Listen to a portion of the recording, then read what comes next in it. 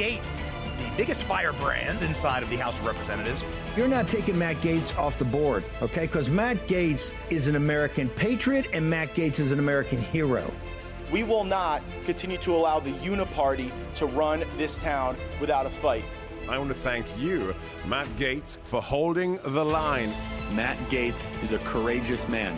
If we had hundreds of Matt Gaetz in D.C., the country turns around. It's that simple. He's so tough, he's so strong, he's smart, and he loves this country. Matt Gaetz.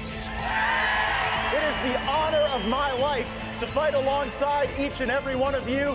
We will save America. It's choose your fighter time. Send in the Firebrands.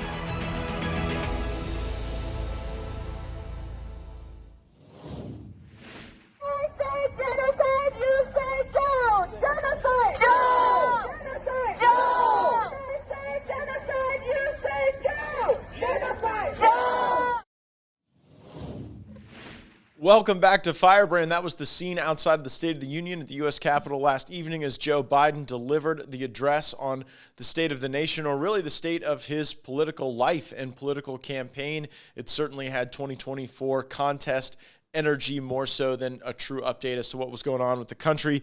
Kimberly on Facebook says she can't tell what's worse, the yelling or the whispering.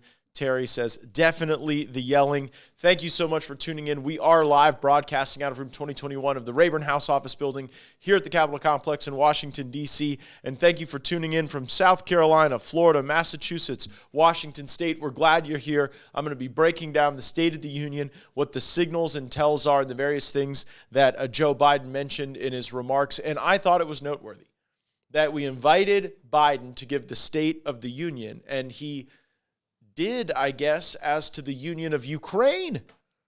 The guy gets there, and rather than talking about America first, he launches into this big explanation about Ukraine. And like when you start the State of the Union speech by saying it is democracy that is at issue. I'm here to give a speech about democracy. And I'm starting with a country that just canceled its presidential elections. And oh, by the way, here, a bunch of Biden's allies are trying to take Trump off the ballot. So it was interesting. Take a listen. Ukraine can stop Putin if we stand with Ukraine and provide the weapons that needs to defend itself.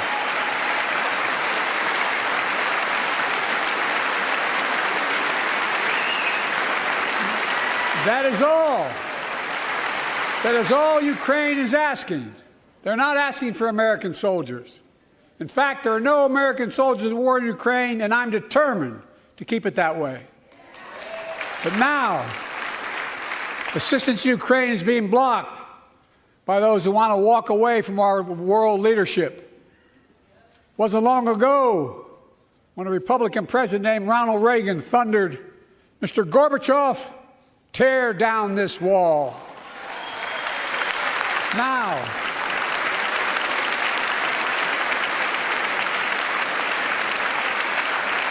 Now my predecessor, a former Republican president, tells Putin, quote, "Do whatever the hell you want."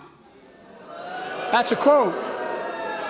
A former president actually said that, bowing down to a Russian leader. I think it's outrageous, it's dangerous, and it's unacceptable.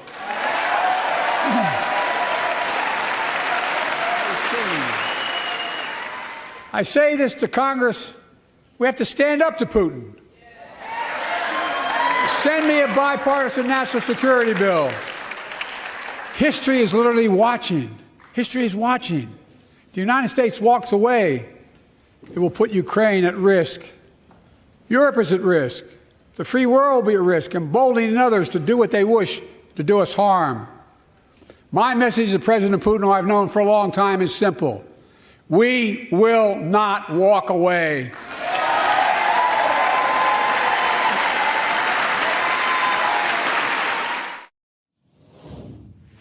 We're back live. I thought this was interesting because Trump is going to be able to present, in contrast with Joe Biden, 4 years where Vladimir Putin didn't invade anyone.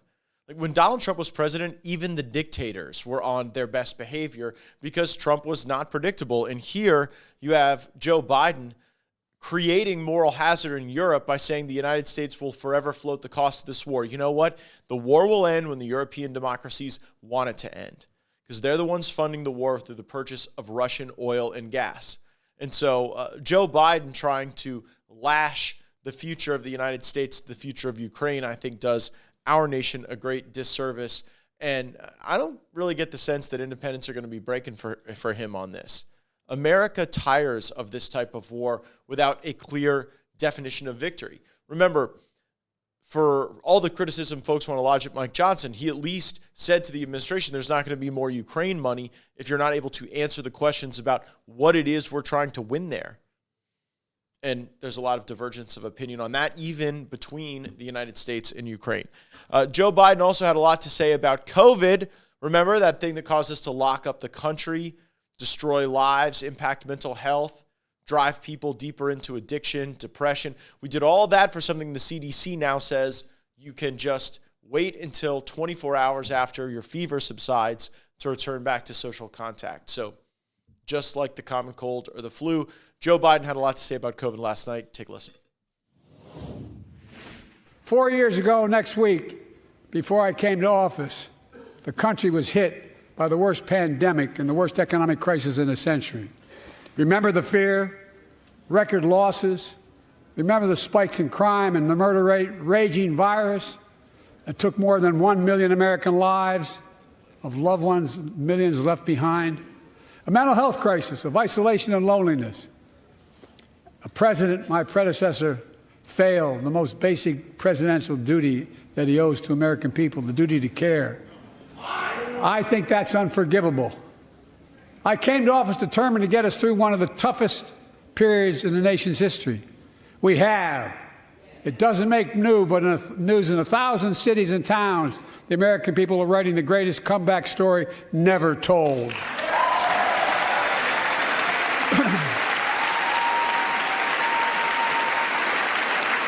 So let's tell the story here. Tell it here and now. America's comeback is building the future of American possibilities, building an economy from the middle out and the bottom up, not the top down, investing in all America, in all Americans, to make sure everyone has a fair shot, and we leave no one behind. The pandemic no longer controls our lives. The vaccines that saved us from COVID are now being used to beat cancer, turning setback into comeback.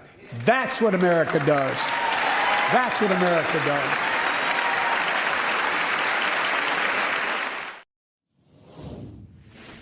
does. We're back live. I'm not entirely sure that the claim that the COVID vaccine is going to cure cancer is going to particularly age well. We continue to discover more and more vaccine injuries that the government is working alongside Big Pharma to cover up. And so I don't know that that's a comeback so much as yet another setback that is compounded by the poor decisions we made to extend liability protections to these vaccine manufacturers during the CARES Act. Now, Kimberly on Patricia on YouTube says the best part of the night was MTG yelling. That's a sentiment I've heard from a lot of people. Kim on Rumble says Mike Johnson's way better than Kevin McCarthy, but disappointed he was nodding way too much. I don't know. I thought Mike Johnson had dismissive energy around some of the claims that Biden was making, kind of rolling his eyes, nodding, certainly more respectful, I should say, than Nancy Pelosi ripping up President Trump's speech, which actually, as it turns out, is a crime and super frowned upon. So when things are looking bad for Democrats, you can always rely on them to return to the traditional scare tactic that they use around Social Security and Medicare. That's how they get seniors to vote against, at times, their own interests, the interests of the country, even the long-term health of those very programs. Joe Biden did not spare comment on Social Security and Medicare last evening. Take a listen. Many of my friends on the other side of the aisle want to put Social Security on the chopping block. If anyone here tries to cut Social Security, Medicare, or raise the retirement age, I will stop you.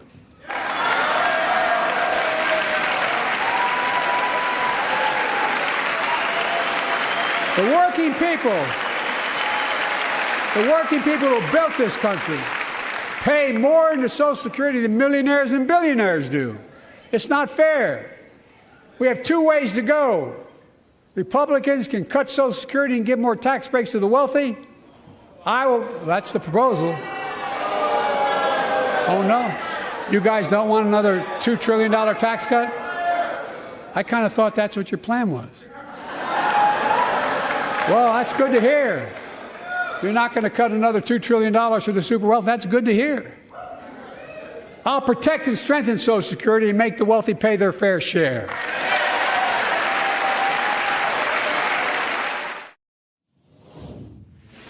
Our Getter live stream is fired up. King saying, let this man rest in peace in a nursing home. Why drag him out to give the State of the Union? And Dixie on Getter wanting to know why Hunter Biden was not sitting in the family section. I don't know if he got the invite here. He certainly got the invite when we were asking him questions in his deposition regarding these bribes masquerading as business transactions. Joe Biden, I don't think, is going to be running an election on Social Security and Medicare. The Republicans haven't advanced any program, proposal, or idea that would harm those programs. If anything, we want to ensure their sustainability for the long term for those who rely on them. And while there's a lot we can do on Medicaid to block grant that program, to allow states to have the opportunity to be more flexible and to try innovations to lower the cost of health care, we see right now a Medicaid system that is less capable of meeting the needs of the vulnerable because we've plowed so many additional illegal aliens onto the Medicaid products in states and the like. So a lot of work to be done on those things. But Joe Biden demonstrating the need to draw from a very old playbook because there are not a lot of new innovative plays in there if you're Joe Biden and the economy is failing as it currently is. Now, the inflation issue is one that dogs the president. Inflation has been skyrocketing. It's impacted the family budget of just about every working class family in the country. And it's also resulted in changes to how people buy cars, buy homes, and really execute on the principal factors of their lives. Joe Biden thinks the answer to inflation is to print more money and give it out. Take a listen. I know the cost of housing is so important to you. If inflation keeps coming down, mortgage rates will come down as well, and the Fed acknowledges that. But I'm not waiting. I want to provide an annual tax credit that will give Americans $400 a month for the next 2 years as mortgage rates come down, to put toward their mortgages when they buy their first home or trade up for a little more space. Just for 2 years.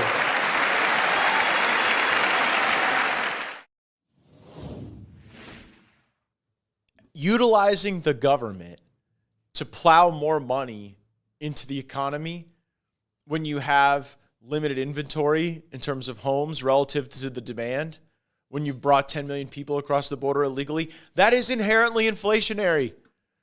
Of course, home prices will continue to rise if we create government programs that subsidize these first-time home buyers. And I'm not unsympathetic to the cause, but the right answer is actually to reduce our spending, reduce our debt. That will bring down interest rates. That will give us the ability to access capital to live the American dream. And if you just keep subsidizing it, you're digging the hole deeper. You're driving up the debts. There was no pay for that program. It would cost a fortune. And by the way, when Joe Biden talks about people who are first-time home buyers or people who are upgrading their home, what about people who downsize? We have a lot of seniors in Florida who are empty nesters, who don't need as much space in retirement. Is every Florida retiree going to be subsidizing somebody else's home purchase? That's crazy. But it's the type of thing you see floated, and it shows a basic misunderstanding of core economic theory. There's also a misunderstanding of the border that we see with Joe Biden. And we all remember when Joe Biden raised his hand, said he wanted to give free health care to illegal aliens. We remember when he boasted about repealing the Trump policies that were working on the border. Now Joe Biden says it's the Republicans to blame. Even though we passed bills, even though we supported President Trump's actions on the border, he blames the Republicans for the open border he created. Take a listen. In November, my team began serious negotiation with a bipartisan group of senators. The result was a bipartisan bill with the toughest set of border security reforms we've ever seen. Oh, you don't think so? Oh, you don't like that bill, huh? That conservatives got together and said it was a good bill? I'll be darned. That's amazing. I believe that given the opportunity for a majority in the House and Senate would endorse the bill as well, a majority right now. But unfortunately, politics has derailed this bill so far. I'm told my predecessor called members of Congress in the Senate to demand they block the bill. He feels political win, he viewed it as would be a political win for me and a political loser for him. It's not about him, it's not about me. I'd be a winner, not really.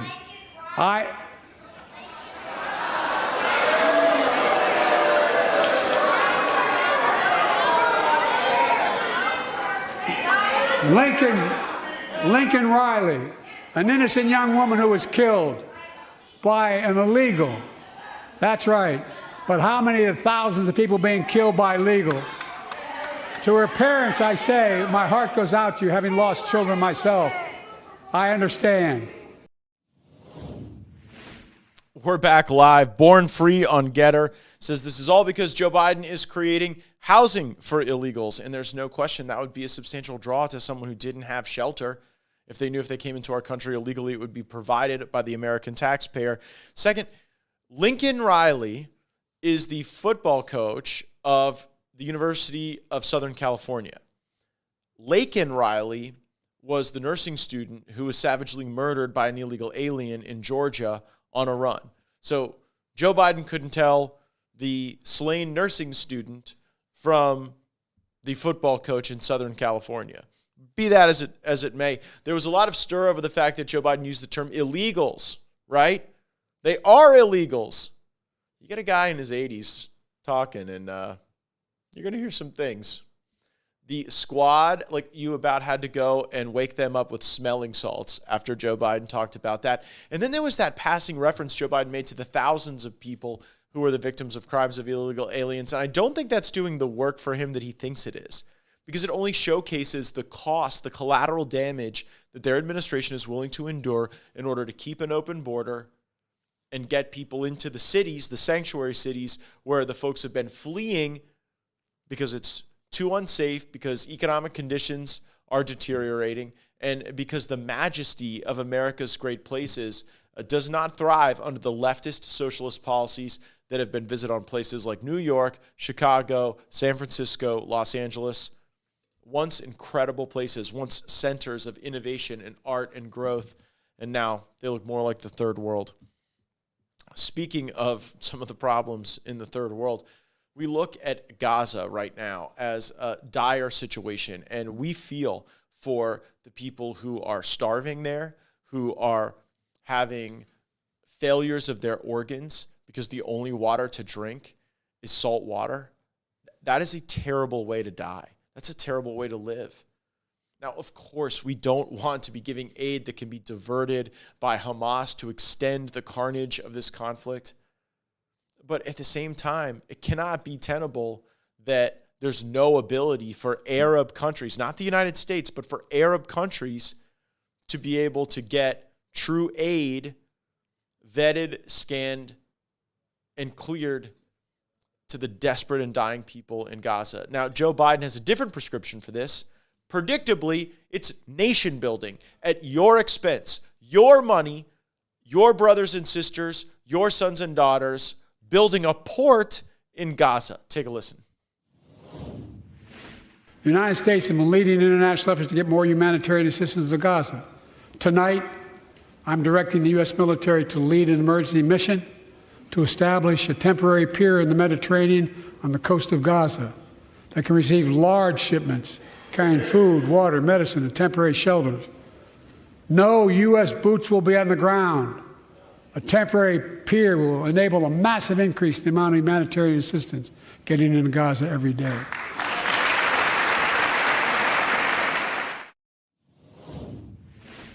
How does that even work? How are we going to build a port in Gaza without boots on the ground? Who's going to build it? And do you think anybody's going to go build this port in Gaza without some protection, without some security? You saw what happened to those aid workers when they were driving aid in on trucks. They were swarmed. You have hundreds of thousands of people who are desperate and dying. It's not a good situation to just drop a contracting crew in and hope everything goes well. So you're going to have security for them. Then you're going to have exfil. You're going to have people planning for any type of extraction that needs to happen for contractors or security personnel if the situation breaks bad very quickly. So then that's another feature of what you've got to have. This could be like Black Hawk Down meets Gulf of Tonkin as we're trying to construct some port in Gaza. And again, I cannot stress enough how sympathetic I am to the plight of innocent people there. But this is not the answer. The answer is to have these rich Gulf monarchies, Arab countries, facilitate aid into the country and to not have that aid come through the crux of conflict and bombs dropping. We hope for better days in Gaza, in Israel, in Judea and Samaria. But until then, we cannot allow this to become a tinderbox that spills over into some regional or global war. That would not be in America's interests or Israel's interests or in the interests of the people who live in Gaza. Thank you so much for joining me. One of the funny comments we had on the live stream was that folks were happy to listen to me, but if they had to listen to Joe Biden this much in the episode, they were tuning out. And I get it, but you know what? You need to know what's happening. You need to know what's going on. And of course, how the other side lays out their argument tells us a lot about how we have to approach the major problems facing the country, and that is indeed what we will do. Thank you so much for joining us. Remember, the best way to consume the program is to download the Rumble app, turn notifications on. That way you know every time we go live. Roll the credits.